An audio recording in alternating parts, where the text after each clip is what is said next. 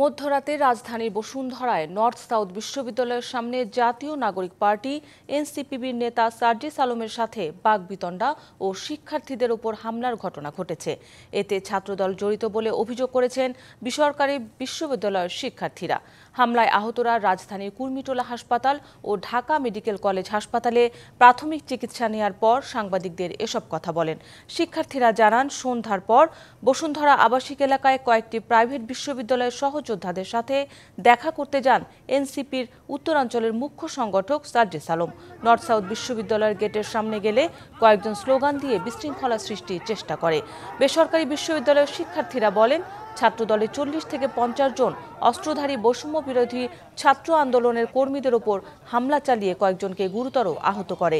এই অতর্কিত হামলার তীব্র নিন্দা জানিয়ে শিক্ষার্থীরা বলেন, হামলাকারী যেই হোক, তারা কোন দল মতের হতে পারে না, তাদের পরিচয় তারা সন্ত্রাসী। এদিকে সার্জিস আলম তার ভেরিফাইড ফেসবুক পেজে বলেন, ঢাবি সিন্ডিকেট নিয়ে যারা স্লোগান দিচ্ছিল তারা নেতৃত্বে ছিল ছাত্রদলের সেন্ট্রাল নেতা আহমেদ শাকিল।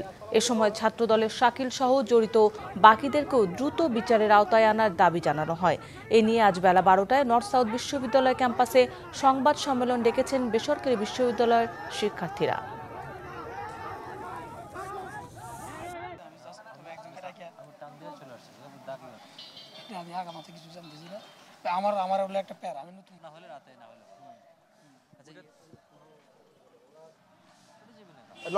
নর্থ সাউথ তথা আইবি, এআইবি এবং ইউআইকে সম্মিলন করে আমরা সেখানে বসুন্ধরা আবাসিক এলাকায় ঘাটপাড়ে আমরা বসেছিলাম।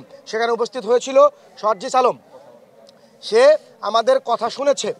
আপনারা জানেন যে এনসিপি করা হয়েছে, সেখানে প্রাইভেটের স্টেকটা কম। সেই জায়গা থেকে আমরা আমাদের দুঃখ প্রকাশ করি এবং তাকে প্রশ্নবিদ্ধ করি। সার্জিস সেখানে আমাদের আলোচনা শুনে ক্ষমা চেয়েছে এবং বলেছে আমরা অতি শীঘ্রই এই ব্যাপারে আমরা আলোচনা দিব, আলাপ দিব এবং অতি শীঘ্রই এই কমিটি এক্সটেনশন করব। হামলাটা শুরু হয়েছে 9টা-10টার দিকে।